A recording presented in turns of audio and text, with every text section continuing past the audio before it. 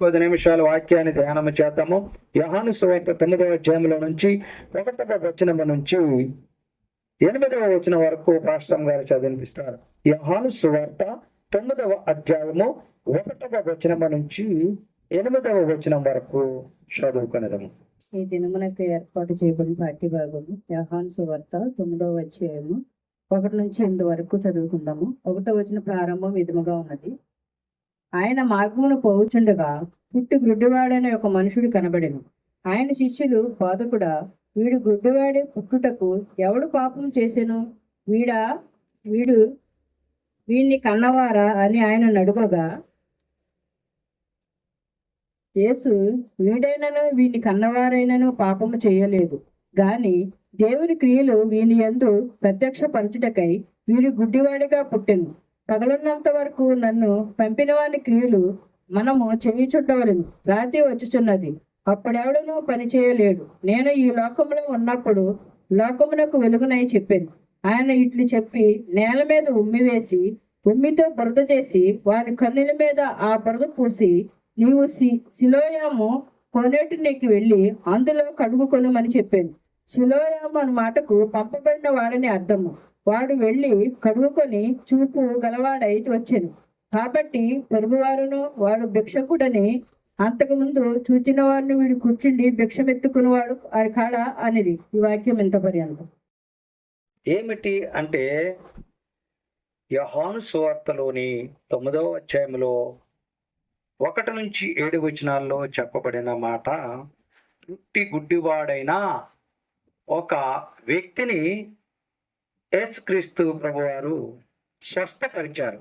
ఎలాగ స్వస్థపరిచారు అని మనము పరిశీలించినప్పుడు, ఆయన తన యొక్క ఉమ్మిని మన్ను మీద వేసి, అంటే భూమి మీద వేసి, దానిని ఏళ్ళుతో బురదగా చేసి దానిని తీసి దాని యొక్క కన్నుల మీద పూసి సిలోయమను కోనేరు దగ్గరకు వెళ్ళి కడుక్కోమని చెప్పాడు. చూడండి ప్రియులారా, ఏమి చేశాడట? ఉమ్మిని నేల మీద వేసి బురదగా చేసి కన్నులపై పూసి, ఏం చేశాడు చెప్పండి? ఇప్పుడు ఉమ్మును నేలపైన వేసి బురదగా చేసి కన్నులపై పోసి ఆ గుడ్డివాణిని స్వస్థపరిచినట్లుగా వాక్యములో రాయబడి ఉన్నది. ప్రియులారా, ఈ చదివిన వాక్య భాగములో నుండి మనము ఈరోజు కొన్ని విషయాలు తెలుసుకునడానికి ప్రయత్నం చేద్దాం. మరి ఇక్కడ ఈ వాక్యాన్ని మనము ధ్యానిస్తున్నప్పుడు ఎలాంటి సంఘటనలు ఇంకా ఏమైనా జరిగినవా అని మనము తెలుసుకోవలసిన వారిగా ఉన్నాం. చూడండి, ఇలాంటి గుడ్డివాళ్ళని స్వస్థపరిచినటువంటి సంఘటనలు 3 ప్రదేశాల్లో జరిగినట్టుగా మనకి కనిపిస్తూ ఉన్నది. ఇప్పుడు ఇక్కడ ఎక్కడ స్వస్థపరచబడ్డాడు ఈ గుడ్డివాడు అని అంటే, సిలోయమను కోనేరు దగ్గరికి వెళ్ళి కడుక్కోవటం వల్ల స్వస్థపరచబడ్డాడు. మత్తయి సువార్త 20వ అధ్యాయంలో 29 నుంచి 34 వచనాల్లో చూసినప్పుడు, యెరికో దగ్గర 2 గుడ్డివారిని దేవుడు స్వస్థపరిచినట్లుగా మనకు కనిపిస్తూ ఉన్నది. అది మత్తయి సువార్త 20వ అధ్యాయంలో చూడగలుగుతూ ఉన్నాం. మూడవది మార్కు సువార్త 8వ అధ్యాయంలో 23 నుంచి 26 వచనాల్లో బెత్సైదా ప్రాంతంలో ఒక గుడ్డివాణిని, భిక్షమెత్తుకునేటువంటి గుడ్డివాణిని స్వస్థపరిచినట్లుగా మనకు కనిపిస్తూ ఉన్నది. ప్రియులారా, 3 చోట్ల గుడ్డివారిని స్వస్థపరిచినట్లు మనకి కనిపిస్తూ ఉన్నది. అంటే మత్తయి సువార్తలో ఉంది, మార్కు సువార్తలో ఉంది, లూకా సువార్తలో ఉంది, యోహాను సువార్తలో కూడా ఉంది. ఈ 3 సువార్తలలోనూ కూడా స్వస్థపరిచినటువంటి ఆ యొక్క గుడ్డి వారి యొక్క ఉదంతములు 3 ఉదంతములుగా మనకి కనిపిస్తూ ఉన్నది. అయితే ప్రియులారా, మరి ఇప్పుడు చదివినటువంటి ఈ వాక్యంలో గుడ్డివాడైనటువంటి వ్యక్తిని దేవుని స్వస్థపరిచిన విధానాన్ని మనము పరిశీలించినప్పుడు 3 అంశాలు అక్కడ అగుపడుచు ఉన్నవి. ఏమిటి అనంటే, ఆయన ఉమ్మి వేసి బురద చేసి కన్నులకు పూసి 3 క్రియలు అక్కడ జరిగినట్టు కనిపిస్తూ ఉన్నది. మరి ఏమిటి ఈ 3 క్రియలు అని మనము గమనించినప్పుడు, ఎందుకు ఆయన ఉమ్మేసి బురద చేసి కన్నుకు పూయాలి? ఇప్పుడు మిగతా ఆ గుడ్డి వారిని స్వస్థపరిచిన విధానము చూస్తే, ఈ యొక్క భిక్షగాడైనటువంటి భర్తమయ్యి, అయ్యా దావీదు కుమారుడా నన్ను కరుణించు, నా కళ్ళు అయ్యా అని అడిగాడు. స్వస్థపరచగోరుతున్నావు అంటే స్వస్థపరచగోరుతున్నావు, స్వస్థపరిచి నీ విశ్వాసం నేను స్వస్థపరిచింది. అక్కడ ఇద్దరు ఎరుకో పక్కన దారి పక్కన కూర్చున్నటువంటి 2 గుడ్డివారు కూడా అయ్యా మమ్మల్ని స్వస్థపరచమన్నారు. కానీ ఇక్కడ జరిగినటువంటి ఈ యొక్క ఉదంతము మనము పరిశీలించినప్పుడు, యేసుక్రీస్తు ప్రభుల వారు ఆయన మార్గంగా వెళుతున్నప్పుడు పుట్టి గుడ్డివాడైన ఒక మనుష్యుడు కనపడను. అప్పుడు కనపడినప్పుడు శిష్యులు ఏమన్నారంటే, అయ్యా బాధకుడా, అసలు వీడు గుడ్డివాడై ఉండటానికి కారణం ఏమిటి? వీళ్ళ తల్లిదండ్రులు చేసిన పాపమా, వీడు చేసిన పాపమా అనగానే యేసు ప్రభువారు అన్న మాటను మనము గమనించినట్లయితే, వీరు కన్నవారు కానీ పాపము చేయలేదు, కార్యము ఈయన గుడ్డివాడయ్యాడు అని రాసిపడింది. ఎందుకయ్యాడు గుడ్డివాడు? ఈయన దేవుని యొక్క కార్యము ఈయన ద్వారా బయలుపరచబడటానికి. మిగతా వారు గుడ్డివారు అయ్యారు వారి యొక్క క్రియల వల్ల గాని, వారి పాపముల వల్ల గాని, వారి తల్లిదండ్రులు చేసిన పాపముల వల్ల గాని గుడ్డివారు అయి ఉండొచ్చు. ఆయన స్వస్థపరిచాడు, వాళ్ళు స్వస్థపరచబడ్డారు. కానీ ఇక్కడ ఈ ఉదంతంలో ఆయనే స్వయంగా ఈ మాటలు చెప్తూ ఉన్నాడు. అప్పుడు ఆ గుడ్డివాని దగ్గరికి వెళ్ళి ఆయన ఏం చెప్తున్నాడు? నేల మీద ఉమ్మి వేసి బురద చేసి కన్నులకు పూసి నీవు షిలోయామను కోనేటి వద్దకు వెళ్ళి కడుగుకో అన్నాడు. షిలోయామ కోనే దగ్గరికి వెళ్ళి ఆయన ఏం చేశాడు? 7వ వచనంలో వెళ్ళి కడుగుకొని చూపు గలవాడై వచ్చేను.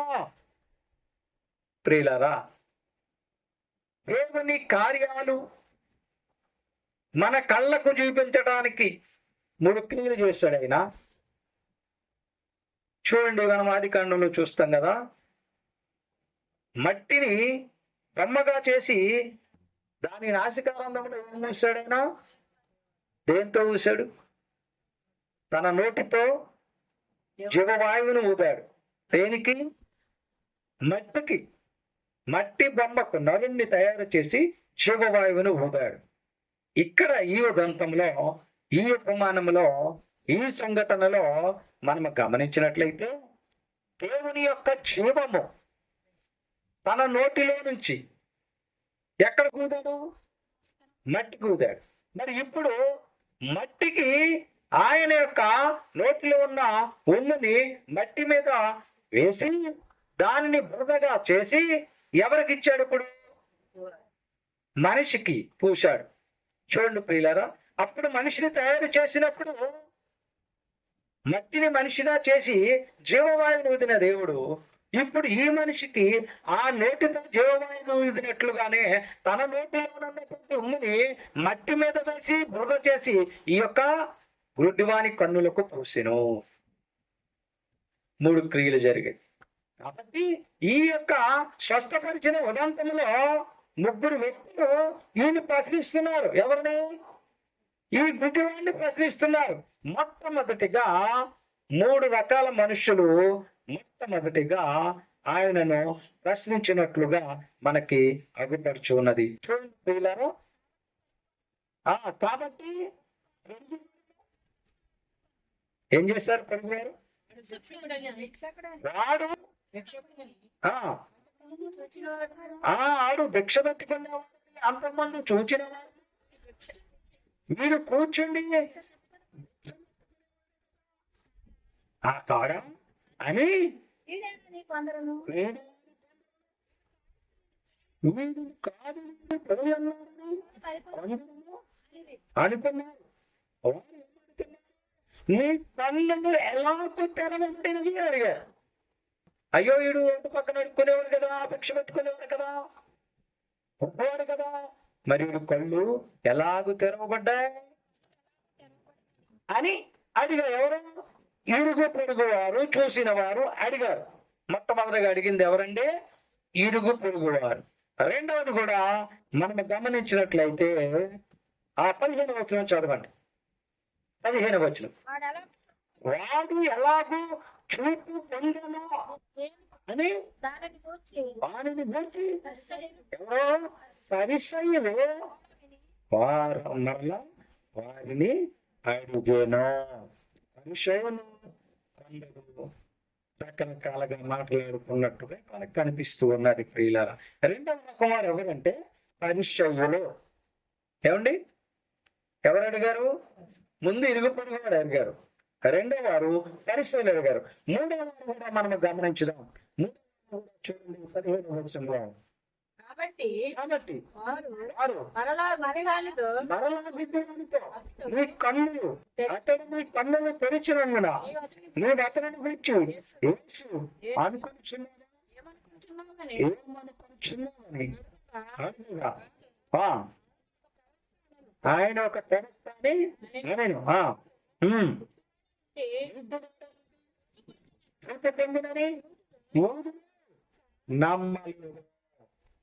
మూడు ఆ జనంలో ఉన్న యూదులంటే ఎవరండి? ఆయన స్వకీయులు, యోధా గోత్రపు సింహమైన యోధా గోత్రం నుంచి వచ్చేవాడు ఆయన్ని అడుగుతున్నారు. చూడండి ప్రియుల, 3 క్రియలు అక్కడ కనపడ్డాయి స్వస్థతలో. ఏమిటి? మట్టిని, ఆయన ఉమ్మును మట్టి మీద వేసి బలగా చేసి కన్నులపై పోసిన 3 క్రియలను ఎంతమంది అడిగారు? 3 రకాల వ్యక్తులు అడిగారు. మొదటిది ఇరుగు పొరుగు వారు, రెండవది పరిసయ్యులు, మూడవది యూదులు. నిజమేనా? స్వస్థత అసలు ఆయన విశ్రాంతి దినం రోజున స్వస్థపరచడానికి అని యూదులు రకరకాల ప్రశ్నలు వేస్తున్నట్లుగా మనకి కనపడుతూ ఉన్నది ప్రియులారా. యూదులంటే వారి యొక్క బంధువులే, యేసుక్రీస్తు వారి యొక్క బంధువులే యూదులంటే. వాళ్ళు మళ్ళీ 3 సార్లు అడిగారు. మొదటిసారి గమనించినప్పుడు 15వ వచనంలో అడుగుతూ ఉన్నారు, 2సార్లు అడుగుతున్నారట. కాబట్టి వారు గుడ్డివాడై ఉండిన మనుష్యుని 2వ మార్లు పిలిచి మళ్ళీ అడుగుతున్నారట, దేవుని మహిమపరచము, ఈ మనుష్యుడు పాపి అని ఎరుగుదమని వారితో చెప్పగా వాడు ఆయన కాదు నేను ఎరుగుదను, ఒకటి మాత్రమే నేను ఎరుగుదును, నేను గుడ్డివాడనున్నప్పుడు ఆయన నన్ను ముట్టాడు, నా కళ్ళు తెరిపించాడు అన్నాడు. మళ్ళీ 3సారి అడుగుతున్నారు 26వ వచనంలో. ఏమని తెలుసా? కొందరు వారు ఆయన నీకేమి చేసినో, నీ కళ్ళు ఎలాగో తెరిచనో అని అడుగుతున్నారు. మరలా వాణిని అడుగగా ఏమైనా ఇందాకే చెప్పాను కదా, మళ్ళీ అడుగుతున్నారంటే మీరు అంటున్నాడు. పిల్లరా గమనించండి, ఇక్కడ 3 రకాల వ్యక్తులు అడిగారు. ఆ యొక్క ఇరుగు పొరుగు జనం ఒకసారి అడిగి ఊరుకున్నారండి. పరిసయ్యులు ఒకసారి అడిగి ఊరుకున్నారండి. కానీ తన స్వకీయులు ఎన్నిసార్లు అడిగారు? 3 సార్లు అడిగారట. నిజంగా చేశాడా అని 3 సార్లు అడిగితే స్వస్థత పొందినటువంటి గుడ్డివాని కూడా విసుగు చెంది, ఏమయ్యా ఇందాక చెప్పాను కదా మీకు అంటున్నాడు. ప్రియులారా, అయితే ఇప్పుడు ఈ యొక్క సూచక క్రియలో, ఈ యొక్క అద్భుత కార్యములో 3 ప్రదేశాల్లో గుడ్డివారి కన్నులు తెరవబడినవి కదా. ఒకటి ఎరుకో దగ్గర 2 గుడ్డివారికి, రెండవది బెత్సైదాలో హస్తమైనటువంటి భిక్షకాడైన గుడ్డివానికి, మూడవది షిలోములో గుడ్డివానికి. 3 చోట్ల జరిగింది. ఈ 3 చోట్ల క్రియలు వేరువేరుగా ఉన్నవి, కానీ 3వ చోట జరిగినటువంటి క్రియలో 3 అద్భుత కార్యముల 3 క్రియలు జరిగినాయి. 3 రకాల వ్యక్తులు మరి ప్రశ్నల మీద ప్రశ్నలు కురిపించారు. తన స్వకీయులు 3 సార్లు నొక్కి నొక్కి నొక్కి అడుగుతూ ఉన్నారు. ఈ లోకంలో ఏదైనా మనం ఆశ్చర్యమైన కార్యం నిజంగా అలాగే జరిగిందా, నిజంగా ఆయన చేశాడా, నిజంగా అతనేనా, ఇలా రకరకాల డౌట్లతో మనం కూడా అడుగుతూ ఉంటాం ప్రియులారా. అయితే ఇక్కడ ఎందుకు ఈ గుడ్డివారి యొక్క కళ్ళు తెరవబడ్డాయి? ఇది ప్రశ్న. ప్రియులారా, ఆలోచించాలి. మనమందరము కూడా పరిశీలన చేసుకోవాలి. గుడ్డివారి యొక్క కన్నులు ఎందుకు? చూడండి, అపొస్తలులు అసలు కళ్ళు తెరవబడమంటే ఏమో చూద్దాం.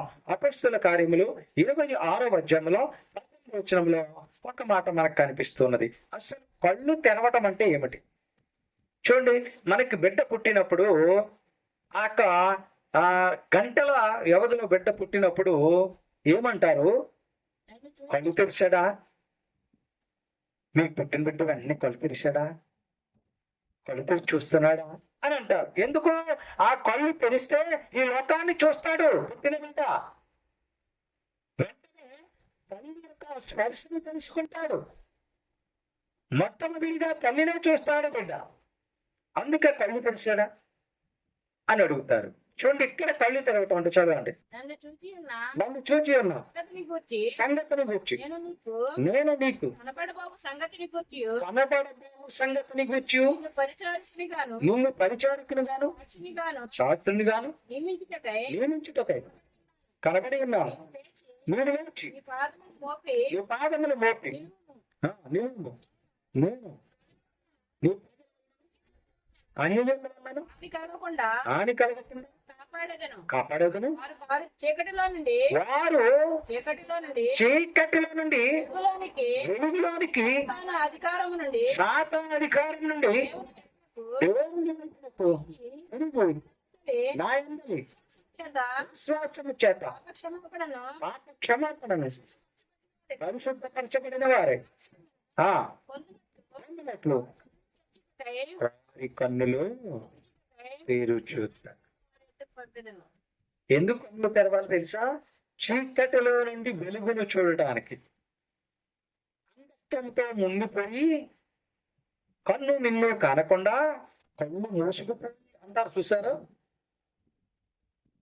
ఎవరైనా ఒక వ్యక్తి దారుణమైన తప్పిదము చేసినప్పుడు పెద్దోళ్ళు ఏమంటారు? చూసమ్మాడికి కన్ను మూసుకుపోయింది, తెలియటం లేదు, ఎవరో ఏంటో కనపడటం లేదు, వెచ్చనివిడిగా ప్రవర్తిస్తున్నాడు అని పెద్దలు తిడుతూ ఉంటారు. ఇప్పుడు ఇక్కడ ఎందుకు కన్నులు తెరవబడాలంటే చీకటిలో నుండి వెలుగును చూడడానికి. ఇప్పుడు ఈ గుడ్డివారు అప్పటి వరకు అంధకారం ఉన్నారు, ఏమీ చూడలేదు. ఇప్పుడు ఈ కన్నులు తెరవబడిన తర్వాత వారు ఏమి చూశారు? వారు ఏమి చూడలేదు? ప్రియ సంగమా, ప్రియ విశ్వాసులారా, గమనించండి. ప్రజలంటే కళ్ళు మూసుకుపోతున్నారట. మత్తయి 13వ అధ్యాయంలో 15వ వచనం చెప్పబడుతుంది. ఈ ప్రజలు కామముతో కళ్ళు మూసుకుపోతున్నారు, ధనముతో కళ్ళు మూసుకుపోతున్నారు, అహంకారంతో కళ్ళు మూసుకుపోతున్నారు, కక్షల కార్పణ్యాలతో కళ్ళు మూసుకుపోతూ ఉన్నారు. ఈ ప్రజలు కళ్ళు మూసుకుపోయి ఉన్నారు కాబట్టి వారి కన్నులు తెరవాలి అని దేవుడు ఆశపడుతున్నాడు. అందుకని ఈ యొక్క పుట్టిగుడ్డి వాని యొక్క కన్నులు తెరిచినప్పుడు అంతమందితో చెప్పించాడు. ఈ గుడ్డివాడు ఎంతమంది చెప్పాడు? ఇరుగు పొరుగు వారికి చెప్పాడు, పరిశీలకు చెప్పాడు, యోగులకు చెప్పాడు. ఏమని చెప్పాడు? నా కళ్ళు తెరవబడినవి. ఏం చెప్పాడు? 30వ వచనంలో అందుకు ఆ మనుష్యుడు ఆయన ఎక్కడి వచ్చను మీరు ఆశ్చర్యమే, ఆయన నా కన్నులు తెరిచెను. ఎందుకు తెరిచాడు తెలుసా? చీకటిలో ఉన్నటువంటి ఆ గుడ్డివాడికి వెలుగు కనపడాలని, ఈ లోకాన్ని చూడాలని ఆయన వాని కన్నులు తెరిచాడు.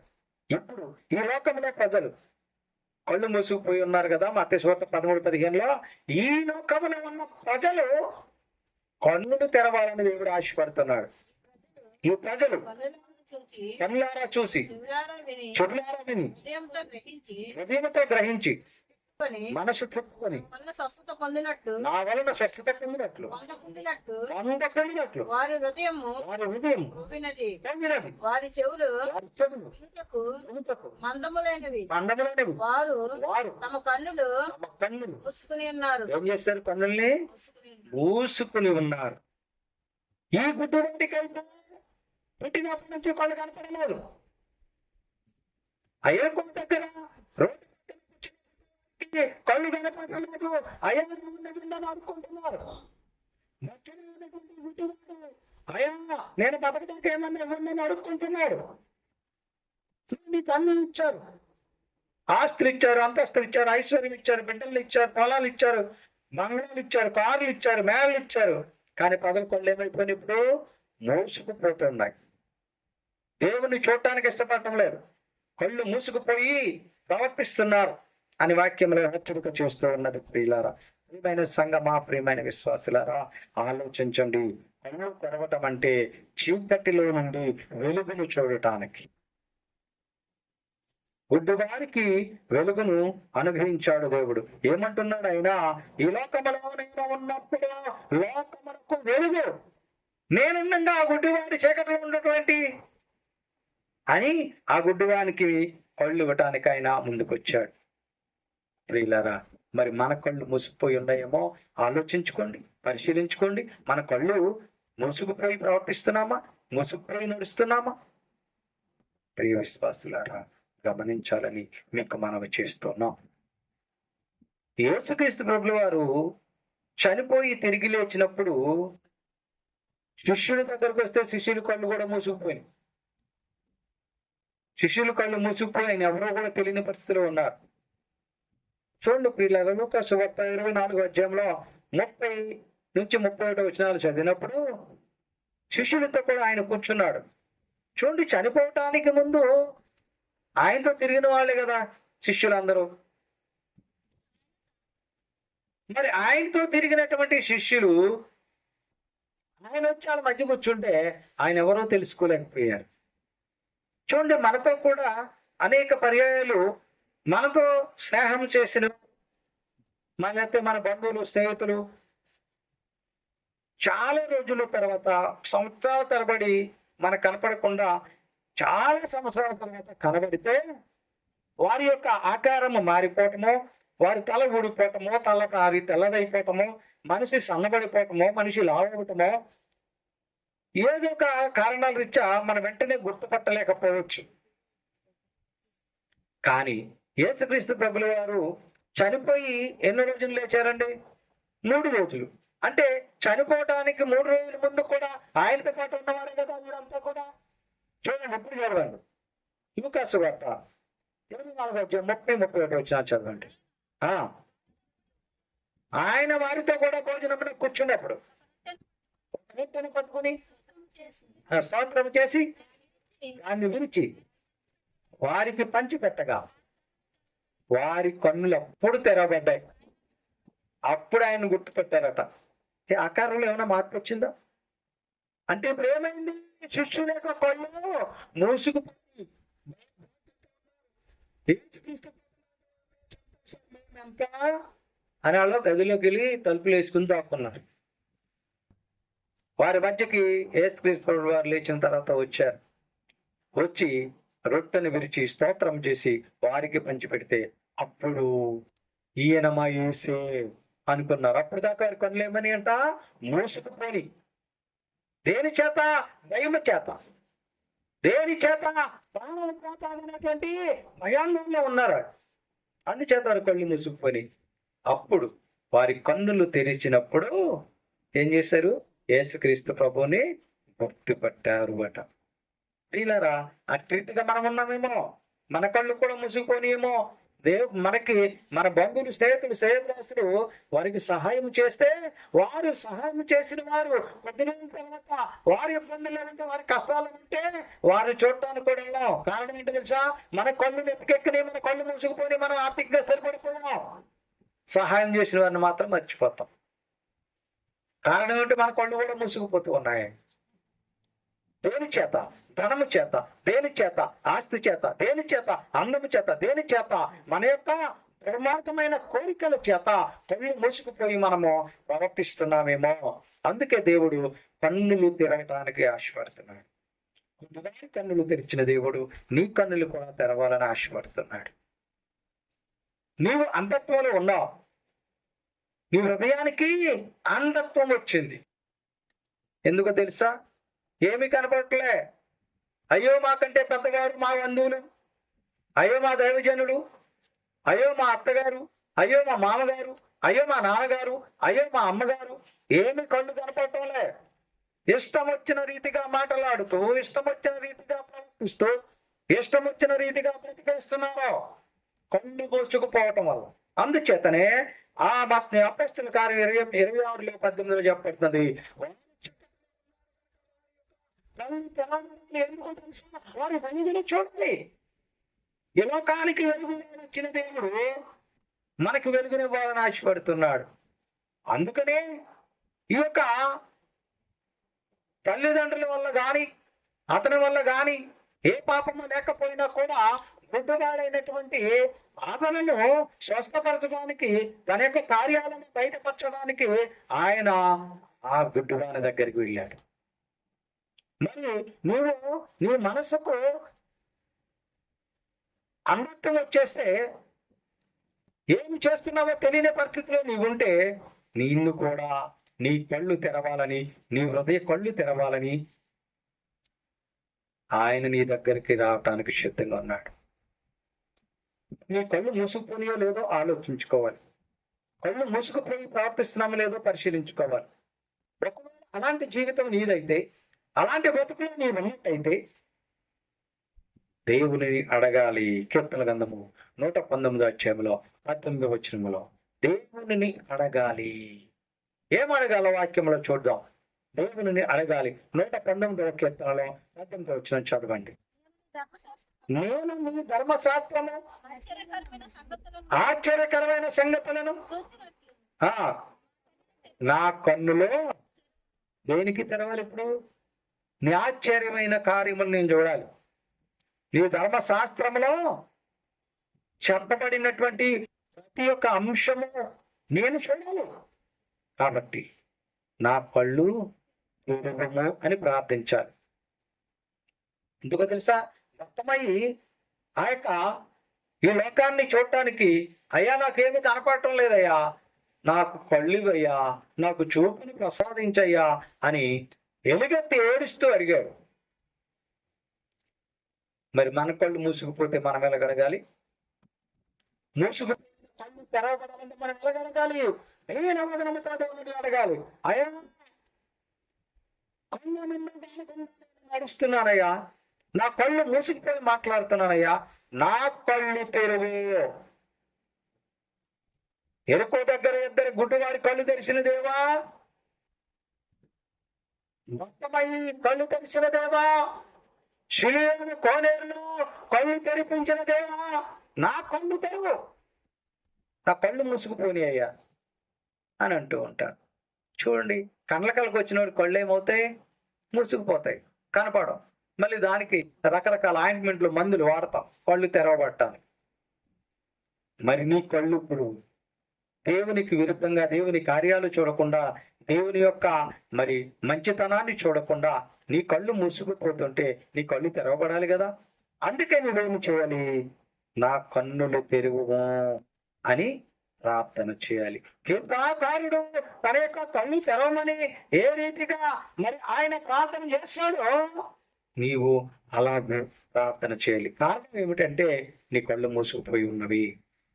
లేదండి నా కళ్ళు మూసుకుపోలేదండి అని ఎవరైనా అంటున్నట్లయితే వారిని వారు మోసపుచ్చుకోవటమే. ఎందుకో తెలుసా? నీ కళ్ళు మూసుకుపోవటం అంటే ఏమిటంటే దేవుని యందు భయభక్తులు లేకుండా ప్రవర్తించడమే,